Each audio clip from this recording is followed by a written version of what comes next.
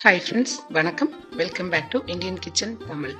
இன்னைக்கு வீடியோவில் தண்டுக்கீரையில் வந்து 2 விதமான ரெசிபிஸ் பண்ண போகிறோம் நம்ம.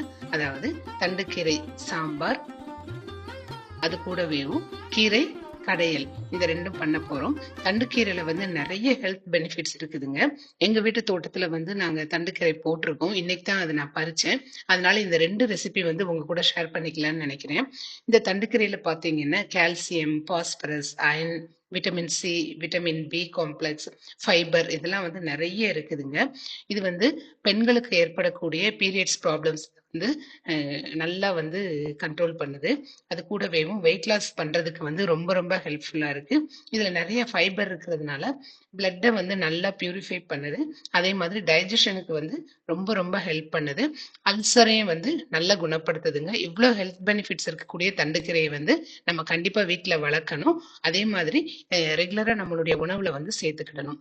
இப்ப தண்டுக்கீரையை வந்து நல்லா அந்த வேர் பகுதியை கட் பண்ணிட்டு இந்த தண்டை வந்து இப்படியே ஒடிச்சீங்க அப்படின்னு அதுல இருந்து இந்த மாதிரி நாரா வரும். அந்த நாரை எல்லாத்தையும் வந்து அப்படியே நீக்கிட்டு இந்த மாதிரி சின்ன சின்ன துண்டுகளை வந்து நம்ம வெட்டி வச்சுக்கிடணும்.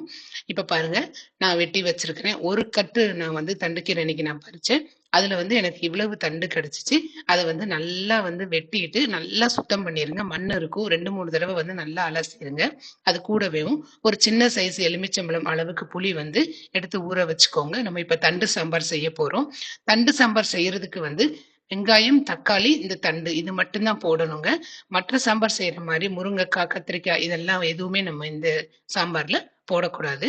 இப்ப வந்து சாம்பார் பண்ணலாம். அதுக்கு ஒரு குக்கர்ல 2 டேபிள் ஸ்பூன் அளவுக்கு எண்ணெய் சேர்த்துக்கோங்க. அது கூடவேவும் 1 டேபிள் ஸ்பூன் அளவுக்கு கடுகு. இதுக்கு வந்து நம்ம வெந்தயம் சேர்க்கக்கூடாது. கடுகு வெடிச்சதும் கொஞ்சமா கருவேப்பிலை பொரிஞ்சதும் கொஞ்சமா பெருங்காயம் சேர்த்துக்கோங்க வாசனைக்காக. ஒரு மிளகாய் இந்த மாதிரி கீறி சேர்த்துக்கோங்க. ஒரு பெரிய வெங்காயம் இந்த மாதிரி வெட்டி அதையும் சேர்த்துட்டு இதை லேசா வந்து இந்த மாதிரி வதக்கிக்கோங்க. இது கூடவேவும் ஒரு தக்காளி இந்த மாதிரி வெட்டி அதையும் கூட சேர்த்து வதக்கிக்கோங்க. இப்போ இதை நம்ம லேசா வதக்குனதுக்கு அப்புறமா வந்து இதுல நம்ம கழுகி சுத்தம் பண்ணி வச்சிருந்த வந்து தண்டை சேர்க்கணும். இந்த மாதிரி சேர்த்துக்கோங்க. இந்த மாதிரி அளவுல தண்டை வெட்டிக்கோங்க, சரியா இருக்கும். இப்ப நம்ம அலசி வச்சிருந்த எல்லா தண்டையும் வந்து சேர்த்துட்டு இதை 1 நிமிஷம் இந்த மாதிரி நல்லா கலந்து விட்டுருங்க. இப்போ இந்த தண்டுல வந்து நம்ம பருப்பு சேர்க்கணும். நான் இன்னைக்கு 1/2 கப் அளவுக்கு துவரம் பருப்பு நல்லா கழுவி சுத்தம் பண்ணிட்டு இதுல சேர்த்திருக்கிறேன். இது வந்து 100 கிராம் அளவு இருக்குதுங்க. இப்போ இது கூடவேவும் எடுத்து வச்சிருந்த புளியை வந்து நல்லா கரைச்சிட்டு அந்த தண்ணியை சேர்த்துக்கோங்க. 1 டேபிள் ஸ்பூன் அளவுக்கு 1/2 டேபிள் ஸ்பூன் அளவுக்கு சாம்பார் தூள், 1/4 டீஸ்பூன் அளவுக்கு மஞ்சள் சேர்த்துட்டு இதை நல்லா வந்து கலந்து விட்டுருங்க. இந்த குழம்புத்தூள் ரெசிபி வந்து நான் டிஸ்கிரிப்ஷன்ல கொடுக்குறேன், வேணும்னா செக் பண்ணுங்க. இது கூடவேவும் குழம்புக்கு தேவையான தண்ணி ஊற்றிடுங்க. தேவையான அளவு உப்பு போட்டுட்டு இதை நல்லா வந்து கலந்து விட்டுட்டு மூடி வச்சிருங்க. இப்ப நம்ம மூடிட்டு வெயிட் போட்டுட்டு ஸ்டவ் நல்லா சிம்ல வச்சிருங்க. இது வந்து நல்லா நிதானமா வேகணும். 4 விசில் கொடுத்து வேக வச்சுக்கோங்க. இப்ப பாருங்க, 4 விசில் வந்துருச்சு. இப்போ ப்ரெஷர் அடங்குறதுக்குள்ள நம்ம கீரை கடைஞ்சிடலாம். கீரை எல்லாத்தையும் நம்ம இந்த மாதிரி அகஞ்சிட்டு நல்லா வெட்டிட்டு கழுவி சுத்தம் பண்ணி வச்சுக்கோங்க. ஒரு கொலாண்டர்ல போட்டு வெட்டிக்கோங்க, சுத்தம் பண்ணிக்கோங்க. உங்களுக்கு நல்ல மண்ணெல்லாம் அப்படியும் இறங்கிரும் கீழே. இப்ப நல்லா 2-3 தடவை தண்ணி ஊற்றி சுத்தம் பண்ணிட்டு ஒரு குக்கர்ல சேர்த்துக்கோங்க. 1 டேபிள் ஸ்பூன் வந்து சீரகம், அது கூடவேவும் 4 பல்லு பூண்டு சேர்த்துக்கோங்க வாசனைக்காக. கொஞ்சமா பெருங்காயம் சேர்த்துக்கோங்க. இப்ப இது கூடவேவும் 10 போல சின்ன வெங்காயம் சேர்த்துக்கோங்க, நல்லா இருக்கும். அது கூடவேவும் ஒரு சின்ன தக்காளி இந்த மாதிரி வெட்டி அதையும் கூட சேர்த்துக்கோங்க. இப்போ இதை வந்து லேசா இந்த மாதிரி மிக்ஸ் பண்ணி விட்டுருங்க. இப்ப இந்த குக்கரை வந்து நம்ம மூடணும். மூடிட்டு ஒரு 2 விசில் வரைக்கும் வச்சு வேக விட்டுக்கோங்க, போதும். இப்ப பாருங்க, நான் 2 விசில் வச்சிருக்கிறேன்.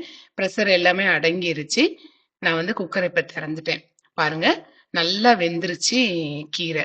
தண்ணியும் நம்ம ஊத்துன தண்ணி வந்து கரெக்டா இருந்துச்சு. இப்ப வந்து நம்ம இந்த கீரையில தேவையான அளவு உப்பு சேர்த்துக்கோங்க. கொஞ்சம் கம்மியாவே சேர்த்துக்கோங்க கீரைக்கு. இதை வந்து ஒரு தடவை இந்த மாதிரி கலந்து விட்டுக்கோங்க. கலந்துட்டு இப்ப நம்ம இந்த கீரையை வந்து மசிக்கணும். ஒரு மத்தோ இல்லாட்டி இந்த மாதிரி ஒரு மேஷர் வச்சு நல்லா இந்த மாதிரி வீடியோல காமிச்ச மாதிரி மசிச்சு விட்டுக்கோங்க. இதை நம்ம வந்து மிக்சியில இன்னைக்கு போடல, கையால தான் இந்த மாதிரி மசிக்கிறோம். தண்டுக்கீரைக்கு வந்து கையால இப்படி மசிச்சாதான் டேஸ்ட் வந்து ரொம்ப நல்லா இருக்கும். அது கூடவேவும் கடைசியில வந்து கொஞ்சமா கடுகு, உளுந்தம் பருப்பு, கருவேப்பிலை, ஒரு வத்தல் கிள்ளி போட்டு இந்த மாதிரி தாளிச்சிருங்க. இப்ப சூப்பரா நம்ம ரெடி பண்ணிட்டோம். தண்டுக்கீரை கடையல். ரொம்ப ரொம்ப அருமையா இருக்குங்க. தண்டுக்கீரை எங்க வீட்ல வாங்குறப்ப எல்லாமே எங்க அம்மா வந்து அந்த தண்டுல வந்து தண்டு சாம்பார் பண்ணிருவாங்க. அந்த கீரைய வந்து இந்த மாதிரி கடைஞ்சிருவாங்க. இந்த 2 காம்பினேஷன் வந்து சாப்பிடுறதுக்கு ரொம்ப நல்லா இருக்கும். இப்ப சாம்பார் பார்க்கலாம். இப்ப பாருங்க நான் குக்கர வந்து ஓப்பன் பண்ணிட்டேன். பாருங்க சூப்பரா வெந்துருச்சு. தண்டும் நம்ம போட்டிருந்த பருப்பும். இப்ப சூப்பரா ரெடி பண்ணிட்டோம். தண்டு சாம்பார். ரொம்ப ரொம்ப அருமையா இருக்கும். பாருங்க இந்த கன்சிஸ்டன்சில இருக்கிற மாரி பார்த்துக்கோங்க. இப்போ இந்த காம்பினேஷன்ல வந்து சாதம் கூட சூடான சாதம் கூட சாப்பிடுறதுக்கு வந்து ரொம்ப ரொம்ப அருமையா இருக்கும். இந்த தண்டு சாம்பாரும், தண்டுக்கீரை கடையலும். கண்டிப்பா வந்து இந்த 2 ரெசிபியையும் நீங்க தண்டுக்கீரை வாங்குனீங்கன்னா, கண்டிப்பா ட்ரை பண்ணுங்க. ரொம்ப ரொம்ப நல்லா இருக்கும். இது வந்து சூடான சாதம் கூட சாப்பிடுறதுக்கு வந்து ரொம்ப அருமையா இருக்கும். குழந்தைங்க வந்து வேண்டான்னே சொல்லாம சாப்பிடுவாங்க.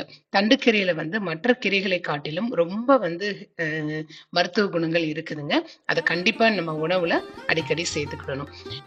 கண்டிப்பா இந்த 2 ரெசிபியையும் ட்ரை பண்ணுங்க. எப்படி வந்துச்சுன்னு கமெண்ட் செக்ஷன்ல சொல்லுங்க.